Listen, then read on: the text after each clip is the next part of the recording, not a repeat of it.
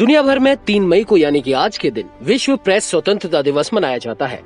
ये दिवस ईमानदारी के साथ वास्तविक समाचार के प्रचार प्रसार के लिए जीवन का बलिदान देने वाले पत्रकारों को श्रद्धांजलि अर्पित करने के लिए मनाया जाता है।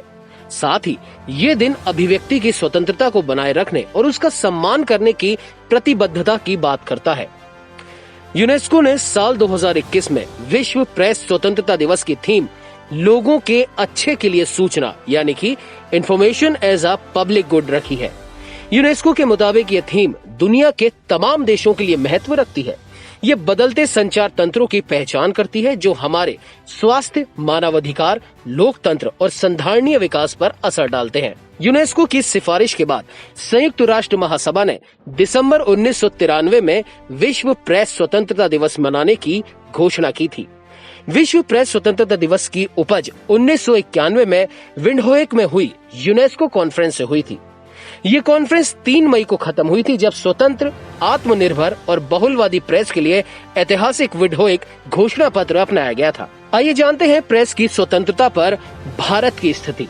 प्रेस स्वतंत्रता के मुद्दे पर काम करने वाली अंतर्राष्ट्रीय संस्था रिपोर्टर्स विदाउट बॉर्डर की हालिया रिपोर्ट के अनुसार विश्व प्रेस स्वतंत्रता इंडेक्स में भारत 142वें स्थान पर खिसक गया है। 2021 की ये वर्तमान भारतीय रैंकिंग पिछले साल यानी कि 2020 के समान है, लेकिन 2019 की रिपोर्ट की तुलना में 2 स्थान नीचे है। अपनी रिपोर्ट में भारत पर टिप्पणी लिखते हुए रिपोर्टर्स विदाउट बॉर्डर ने कहा कि पत्रकारों के खिलाफ लगातार दर्ज हो रहे कानूनी मामले भारत की गिरती रैंकिंग की एक बड़ी वजह है।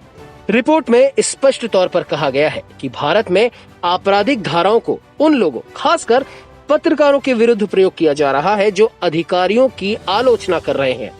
उदाहरण के लिए बीते दिनों देश में पत्रकारों पर भारतीय दंड संहिता की धारा 124A के प्रयोग कई मामले सामने आए हैं। पिछले वर्ष 26 अप्रैल को बस्तर से बस्तर की आवाज नामक वेब पोर्टल प्रकाशित करने वाले पत्रकार नीरज शिवहारे को उनकी खबर के ऊपर FIR की चेतावनी के साथ साथ स्पष्टीकरण मांगता हुआ एक प्रशासनिक नोटिस भी दिया गया था। उनकी खबर में दंतेवाड़ा से 12 किलोमीटर दूर गिदम ग्राम पंचायत में रहने वाली एक ऐसी महिला की कहानी दिखाई गई थी जिन्हें लॉकडाउन के दौरान राशन खरीदने के लिए अपने ही घर का सामान बेचना पड़ा था। हालांकि प्रेस की स्वतंत्रता को भारतीय कानूनी प्रणाली द्वारा स्पष्ट रूप से संरक्षित नहीं किया गया, लेकिन ये संविधान के अनुच्छेद 19(a) के तहत संरक्षित है, जिसमें कहा गया है सभी नागरिकों को वाक एवं अभिव्यक्ति की स्वतंत्रता का अधिकार होगा।